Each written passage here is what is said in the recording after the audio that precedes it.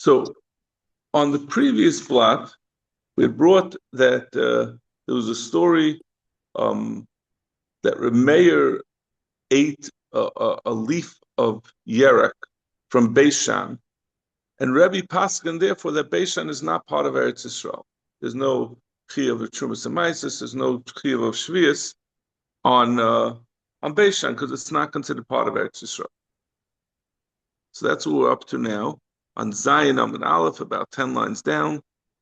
Maskef law Rav Yehuda Breid of Shimon Pazi. Umikla Mandama de Beishan Lam Eretz Yisraeli. Is there anyone who holds Beishan is not part of Eretz Yisrael? Aksiv. V'loy Hirish Menashe as Beishan, as B'nei as Tanach as B'nei Menashe did not expel after they conquered these places, Beishan and Tanach, they didn't expel the residents. They conquered it, but they didn't kick out the people who were living there. So you see that they did conquer Beishan. So how could you say that it's not part of Eretz Yisrael? So Gemara Ishna Mitzeh Hada Amr of Shem Ben El Yaakov Mishum Belazim and Pedasha Amr Mishum Belazim and Shemua.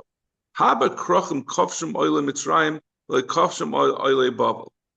There are many cities or provinces that were conquered by the Oile Mitzrayim, but they were not conquered by the Oile Babel. And those things that were conquered only by the Oile Mitzrayim and not by the Oile Babel did not remain as part of Eretz Yisrael. They were not Mekudesh as part of Eretz Yisrael. So, and why Taka did they not conquer and what do you call it? What is it called when you take over a country? No. What is they always saying that Israel is doing? Colonizing. Yeah. Why they didn't colonize this Beishan? So they said there were many places that that if it remains belonging to Goyim, then during Shvius, when there's no food to be had, the Aniyim can go into the cities, into the places that were still not part of Eretz Yisrael to get food. Going back to the original din, we said that Rebbe heard that Reb Meir was eating a leaf of lettuce, a leaf of some kind of vegetable. Said it was only one leaf, and the din is there's no issur on snacking from Trumas and Maisos until it was kavua, as like we always say that you have to smooth over the pile, and that makes it that it's now wheat that's ready for processing. Once it reaches that point in the processing, from that point on, you can't eat snacks. But he ate this leaf. Maybe it was before that happened. He says we're talking about vegetables, and by vegetables, the point at which it becomes kavua, that you're no longer allowed to snack even one leaf from it, is when it gets bundled into when you tie together a bunch of vegetables. Utnan yera kanegad, vegetable that was put into a bundle, mishiyagit, by the time that it was bundled, it becomes usher to eat from it. So if the fact he was eating it, there was no chi of Trumas and Maisos. In fact, more of a dilma lava daite, maybe he ate from it mistakenly. He wasn't thinking and he just ate. He didn't realize there's Trumas and Maisos. So the Gemara hashta behemter shaladika mein hakadosh baruch hu maybe takala yodin shadikim atzma like kol shekain. Since we're going to see soon the story of Pinchas ben Yair's mule, that or his donkey, that it didn't come to eat something that was usher, so certainly Reb Meir couldn't have eaten something that was usher. So maybe the reason why Reb Meir ate this vegetable is because he knew he had other vegetables in his house, and he mumbled under his breath when no one could see he's taking off meiser on this vegetable from the vegetable that he has somewhere else. There's a gzeira that you're not allowed to do so. You can't take off meiser from one place where you have let's say you take off meiser, you can't designate meiser in a different place because of the possibility that maybe something happened to that produce that you have in the other place. So since it's such a gzeira, a mayor never would have done such a thing. Maybe from this leaf, he ate a bite from one end, and he said the other end should be meiser. Amalei, he said, listen, stop fighting. Chaziman gav Rabba kamasala. Rebbe made a psak based on what Remeah did, and he did it because he heard from Yeshua ben Zora's ben Chamosh Remeah that so Rebbe must have heard all of the details and ascertained that it was truly that it was because he held Beishan was not part of Eretz Yisrael. Finally, we've been talking for the last blot or so. My behemten shel tzadikim. What is this story that we know that the behemoths of tzadikim will not be over on eating, will not eating dvar iser, and therefore we say it's a tzaddik certainly not. Their Pinchas ben Yair have a ka'azal the pigeon shvuyim. Pinchas ben Yair, Rabbi Pinchas ben Yair was going for pigeon shvuyim to redeem a captive. Hogabe beginoi nahara. And he came to the river Ginoi. Amalei Ginoi chalakli memecha ve'ever. He decreed, said to the river Ginoi, you have to split for me so I can pass. I'm going for Dvar Mitzvah, for Pidyon Shvuyim. Amalei ata hoylech lasus en koinech, avani hoylech lasus en koinech. The river answered back, who are you to tell me to split? I'm doing what the Rebbe Shema told me. So good, you're going to do a mitzvah. I'm also doing the mitzvah. Hashem told me to not to split, to keep going.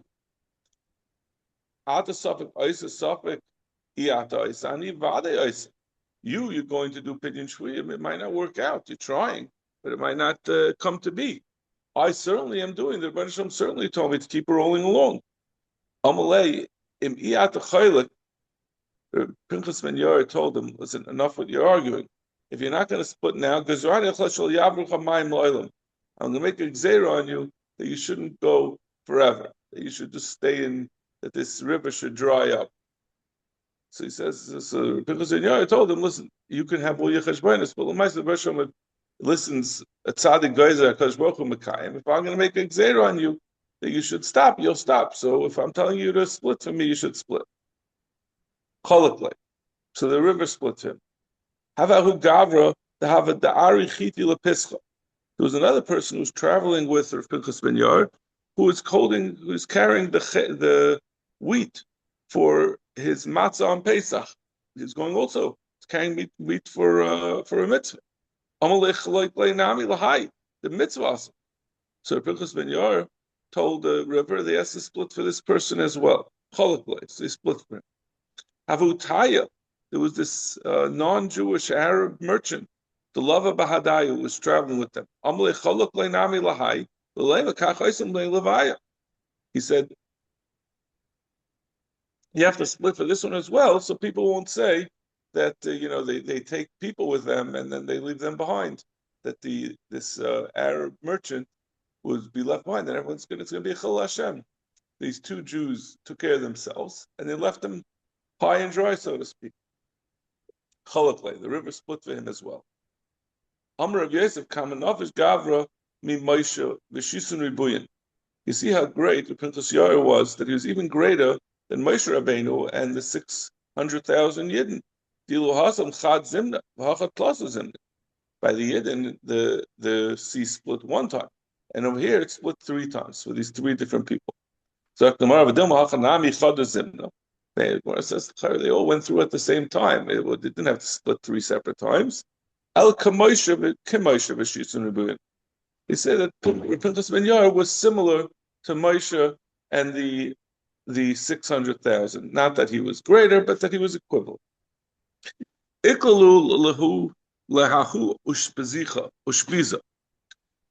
ben Yair came to this inn.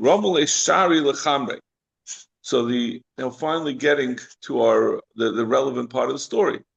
The innkeeper tried to give barley to the chamar, to the donkey of Rav Pinchas ben Yair.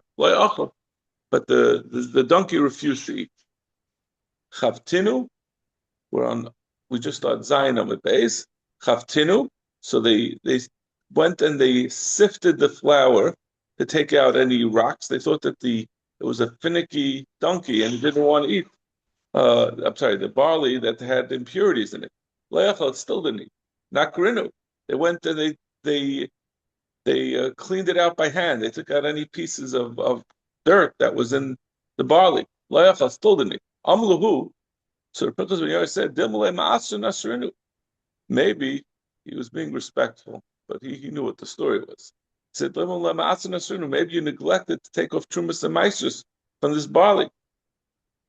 So they took off the meiser va'achal. At that point, the donkey ate. Amar aniyazu halachas lasrin koine va'ata machilin oisei tefillin. He said to them, "How could you have thought to do such a thing? This this poor donkey is going to do a mitzvah, right? He was going for pidyon shvuyim, and you're trying to give it tefillin." I think he was being an onav, because there's really this chusar of Pinchas Ben Yair. The donkey didn't really care. It's not a, what do you call it? It's no relevance to the donkey. Now there is a chiyuv on them that they can't be nana. You're not allowed to be nana from Trumas and Meisus, as we're going to see. So Zakdumar. But anyway, in any case, you see that the Baruch Shalom made sure that the donkey didn't eat, so that even the donkey of a tzaddik should not be nichshal in eating something that didn't have proper Trumas and Meisus taken from it. Zakdumar, mi mechayba. Is there even a chiyuv of Trumas and Meisus on this fodder, this barley that's used for fodder? But Tanan halakech lezera ulabehema, someone who buys produce to use as seed, or lebehema to feed to his animals, the kemach la'oris, or flour to use for preparing leather, the shemen laner, or oil to burn as a fire for a light, the shemen losel by kalim, or oil to smear on his kalim. Potter mehadmai. There's no zera of the mayam. So these innkeepers, when they bought from innkeepers. I don't think were Amaratim. They had purchased from Amaratim. So the chiyuv of the mai only exists when you're buying something for eating. You're buying it to feed to animals, which is not considered eating, or for these other various needs, to light as to make for light, or to use for seed. All these things, there's no chiyuv of the mai. So if there's no chiyuv of the mai, then the animal hand wouldn't have done anything wrong by eating it. So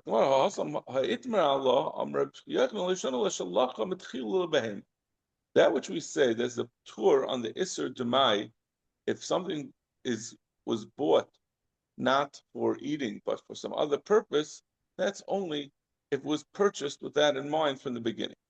But it was first purchased. We're talking about barley. He was really going to put it in his cholent originally. And then he changed his mind, decided to feed it to an animal. Chayev lasa. That the chayev to take meisus. But Tanya, and there's a brisa that supports this. Halikech peris min hashuk la'achila v'nimach al behema hareza layitin loy lefnei behemtoi v'loy lefnei behemis chaverei elim kenisha. Someone who buys from the marketplace, meaning from Ma'ama Aretz, and he's intending to eat it, and then he changes his mind, gives it to his behema, he's asked to give it to the behema unless he took off Trumas and Mashas. Shama Rebbe, okay, so we brought a raya, now we're just continuing the story of Reb Pinchas Ben Yair. He was going to do pidyon shvuyim with his trusty donkey. Shama Rebbe, Nafik La'apeh. Rebbe heard that Reb Pinchas Ben Yair was passing by, so he went out to greet him. Amalei, Ritzayin Chasar, he said, "I would like you to eat by me." Amalei Hein. Reb Pinchas Ben Yair said yes. As we're going to see all the way on the bottom of the Amud, Reb Pinchas Ben Yair never ate by anyone. That was the Gemara will explain his reasoning. He gave different reasons, but in the end it was because of Soina Matanas Yechia, I think. He didn't want to do it, but he gave other reasons. But in any case, Rebbe was very honored by the fact that Pinchas Ben Yair agreed to eat by him. He was well known. Everyone knew that he never touched anyone else's food. So Tzavu Panav Shel Rebbe. Rebbe's face lit up from the cover that he got that Pinchas Ben Yair was coming to. Amaloi, Kamdum Ata Shemoided Hanam Yisrael. Ani. Rabbi Pinchas ben Yair said to him, "You're mistaken. You think you're so excited I'm coming to eat by you. You thought that I made a neder that I'm not going to eat by any Yid. No, you Yisrael Kadoshim Hein. Yisrael are Kadoshim, and it's a wonderful thing, and I have no problem with eating by any Yid.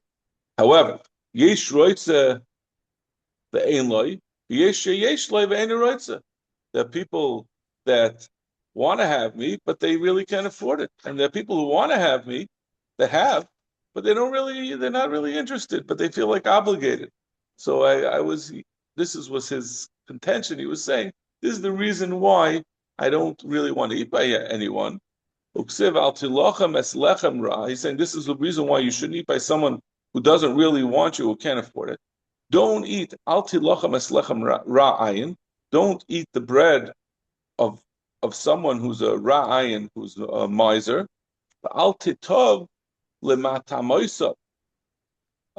And don't turn to his food. It's like a pain on his nefesh and his soul. He'll say, "Come and eat," but he doesn't really mean it, right? You come into the chasana, the guy paid, he had to pay $30,000. He says, "Come eat, come eat," but in the meantime he's saying, "I wish I didn't have to spend all this money." Feels obligated. But finally, Reb Pinchas ben Yair said to Rebbe, Rebbe was famously wealthy, and Rebbe was certainly a tzaddik and was a machnus arich. So he said, "By you, I don't have any of these concerns." So said, "I'm prepared for you." Mia finally get to the butt. Hashda misavina the b'milsa the mitzvah k'tarachna. Right now, I'm in a big rush because I have to go do this pidyon shvuyim. Ki adrana asina alayna legabach. When I'll come back, on my way back, I'll stop in by. Ki also. Then when Pinchas ben Yair came to Rebbe, Isrami, he came up to him. When he came to his door, there were two white mules standing. He had some white mules standing by the door. Rebbe owned some white mules. And we've seen in other Gemaras, I don't remember where, I think it was way back in Mayid, but white mules, there's a takana that you're not allowed to own white mules because they're dangerous. They're known to be very violent. Mules in Klal are known to be stubborn. Both people, someone is stubborn, a stubborn mule. Mules are stubborn and difficult animals. And the white mules are the worst of them. So he found that he had these white mules. Amar malach hamav beishach zazev ani esed etzloi. All of a sudden, so he came up with an excuse. Because when Yair said, you can't eat. You got the white mules. They're going to kill people. I can't eat by such a place. Shama Rebbe Nafak Lape. Rebbe heard that Pinchas ben Yair was welshing on his agreement to come eat by him. Amalei mazvinalhu. So Rebbe said, I'll sell the white mules. Amalei lifnei evil sitin michshel. How's it going to help to sell them? Whoever you sell them to, you're going to be over on lifnei evil. You're selling it to someone else, and then they're going to kill someone by them. Mafkarna luhu. So he said, I'll be mafka them. Mifshis has a. He says, if you mafka them, they'll just run around the streets wild and kill people. Akranalus. He said, I'll hobble them. It means they'll cut their hooves so they'll round off their hooves so they're not able to kick people. So Rabbi Pinchas ben Yair said, Ikatzar balei chayim. He said, you can't do that because you're going to cause them pain. Katlinaluhu said, so I'll kill them. Ikabaltashkas. There's baltashkas. Have a commitvish beituva. Rebbe kept on arguing with him. Rebbe, probably, I would guess the next argument Rebbe said is, what do you want me to do? You're not giving me any options here. I want to do the right thing. Everything I do, you tell me I can't do it. There are white donkeys in the world. What's the point of saying, say if they run wild, it's worse than if someone holds on to them. So you're not leaving me any option here. But Rebbe kept on arguing with him. Gava Tura Beinayu. A mountain arose in between them. It made it impossible for Reb Pinchas ben Yair to join Rebbe's Suda. Bacha Rebbe ve'amar. Rebbe started to cry and he said, Ma b'chayein kach. If during the lifetime of Reb Pinchas ben Yair, the Rebbeinu Shalom knows, as we're going to see later on, that he is makabel on himself, never to eat by anyone. The Rebbeinu Shalom does his rotzen, and arranged matters that he wouldn't have to go eat. Certainly after his Misa, the Rebbeinu Shalom is going to do whatever a tzaddik wants. The tzaddikim are greater in their Misa when after their death than in their life. Shenamar, where do you see this from?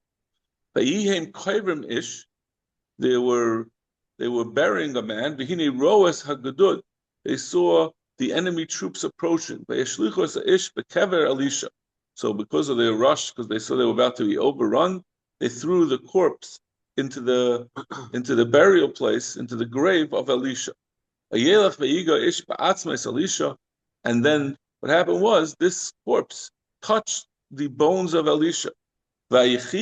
And touching Elisha caused him to be revived and come back to life. And he stood up on his feet.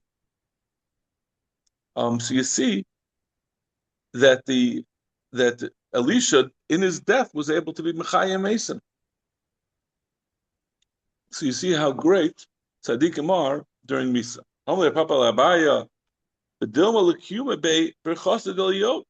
Maybe that which Elisha was able to be Mechayim mace. Elisha was Mechayim one mace during his lifetime, the famous with the story of the Isha Hashunamis. And this was Eliyahu had told Elisha that he was going to be Mechayim Mason twice.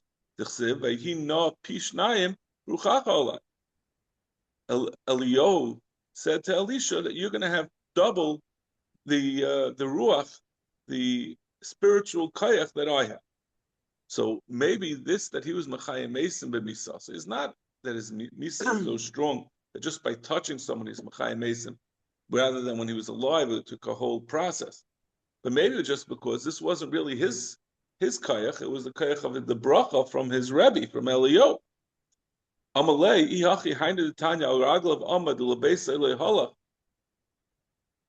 But he says that would be shver. That can't be because of Eliyahu's bracha, because it says about this mace that was revived by touching him in the kever. It says in the pasuk that he stood on his feet, but he didn't make it to his house. I mean, he quickly died soon afterwards. So you see that this wasn't the kiyum of Eliyahu's bracha, because Eliyahu himself was Mechayim Mace, and Elisha was Mechayim Mace, but those people lived long and happy lives afterwards. But this mace was just a momentary revival, so that's not a kiyum of the bracha. This is just that tzaddikim b'misasan kuyin chayim, or they're greater in their misa than they are when they're alive. So if you're saying this is not a kiyum of Eliyahu's bracha, where was he makayim the bracha? Rav Yochanan, sheripa tzaras nam. Elisha cured the tzaras of Naaman. Shehi shkula kames. Normally tzaras cannot be healed, but and tzaras is considered to be a mace by healing it as if he was machayim mace. Shenema al nati kames. The pasuk says, I think it was by Miriam, that it says not if you'll be a tzaras, you'll be like a mace. Ambishur ben Levi, lama nikra shman yemim. Why are these mules that we just said before, the white mules that we say are considered like death? Why are they called yamim? She'em masam mutelas al abrius, because everyone is afraid of them. Amar Chanina, miyamai le'sha'alni adam al makas parda levana b'chaya. I never asked anyone about the kick that was hit by a white mule and he lived. In fact, it's not true. There are white mules that kick people and they do recover. Ema b'chaisa says no, it doesn't mean that they lived, but that they get fully healed. But we see that there are people who get healed. Chivran reish karav. Talking about a specific white mule doesn't mean that they're fully white. It means that they have a certain white marking on their feet, which is very rare, and those kicks are universally deadly. It's like the hantavirus on a cruise ship. The Gemara says another limud from Rav Chanina. Ein oid milvade. The pasuk says ein oid milvade. This is da and kagan the Eibishter. There's nothing can stand opposite the Rebbeinu Shalom. Rav Chanina afilu kshafim. Even witchcraft cannot go connected the Rebbeinu Shalom. Hahi it's the havika mahadra lemishkal afra mitusa kare de Rav Chanina. There was a woman who was trying to get some dust from under the feet of Rav Chanina. That was used in their witchcraft, their voodoo. You know, they can make the voodoo dolls. They used to get dust, and they would do something to that and cause the person to die. Amala Shakuli, he said, Rav Chanina said to her, you don't have to like sneak around. Go ahead and take it. Loy mistaya milsech. It's not going to help you anything. Einoin milbadek sip. It says there's no one besides him, and for someone who really believes it, that it's going to help him. In fact, the Gemara, but Rabbi Yochanan says the reason why it's called shafim is because it's a contraction of those makishim pamalia, that it can contradict what is decreed on high. The shafim can contradict what the heavenly decree is. So Gemara Shani Rav Chanina den fishes chusa says that's for regular people. For a tzaddik like Rav Chanina, it has no effect on him. He has enough schusim that the witchcraft is not going to take an effect. Isn't he like losing his schusim like that? No, I think it's just it's like a natural order of things. That if the Bershel makes a decree, he gives room for kshafim to work, but he doesn't give it room for kshafim to work. Just like we say that mazel doesn't apply to Bnei Yisrael. It's not because of this chosim. It's inherent. It's inherent. Someone who has so many chosim that it has no effect. I don't know how to. I'm not acquainted enough with witchcraft to be more specific about the svaros. It seems like the Ein Mavada, if you truly are a Maimon and Ein Mavada, it seems like then it won't have a shlita, won't have the ability. That's what it seems like he's saying it. It's like because it says it's machshishim pamali shemayel like gazu al adam zel lamas who meis al yedei kshaf. It's someone who there was really no gzera. He wasn't supposed to die, but the witchcraft can make him die before his time. But someone who has chusim, it doesn't. It's not that he's getting an extra thing. It's just reverting to what was really supposed to happen in the first place. I think he always says you shouldn't walk in front of a leaning wall. Even if nothing's going to happen to you, your minds, your schusim. Yeah, because that's the other way around. You're not doing hishtadlus. That's the wrong thing to do in the first place. You're doing something wrong there. So if you're gonna do something wrong, you're gonna need to have your schusim to counteract your lack of hishtadlus. All right, you got to do hishtadlus. I'm sure Dr. Kirschenbaum has this discussion with people all the time. We got to guard your health. Exercise. So walking under a ladder is not a problem that it's going to bad mazel. It's the ladder's going to fall on your head. That's the problem. V'amar Chanina, ein adam noikif etzboi milamata, elik machrizin alav milamayla. Person doesn't stub his toe on this world unless it was decreed up on top. Shenema me'ashem etzadei gover koinenu. V'adam hayavin darga. From the Bnei Shalom, the footsteps of a person are established, and a person doesn't know where he's going. That means everything is his footsteps. That's where he can stub his toe. That is all from the Bnei Shalom. Amar Belaza, dam nikov, the bruising that a person gets when he stubs his toe, meratza kedam oila, will give him a kapara as if he brought an oil. Amar Rava, Rava says, not so fast. It's not just you stub your toe and you're over with the second. Begoidel yamin, it has to be his right big toe. Ubanikov sheni, it's the second time. Second time it hurts a lot. So that's like bringing it out. And that's only if he's going for a dvar mitzvah. He's not going for a dvar mitzvah and he's running along and he stubbed his toe. Who told you to go? You don't get any schar for that. You're going for dvar mitzvah, that the Baruch wants you to go and you get a stubbed toe, that's a kapara. Right? So we always say when something bad happens, say, should be a kapara. But if you're going to a baseball game and you get hit by a foul ball, I don't know if you're going to say it should be a kapara. You shouldn't have been by the baseball game. You're going to put on your tefillin and then you trip. That's a different thing.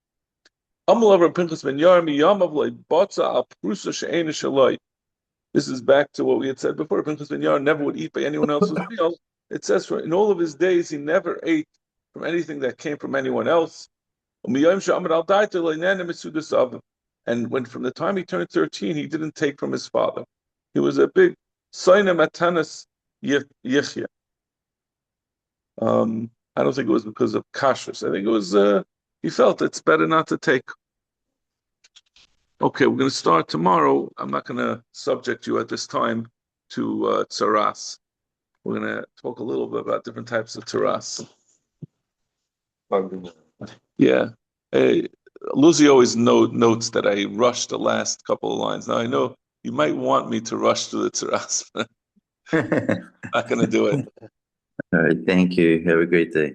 Have a good day.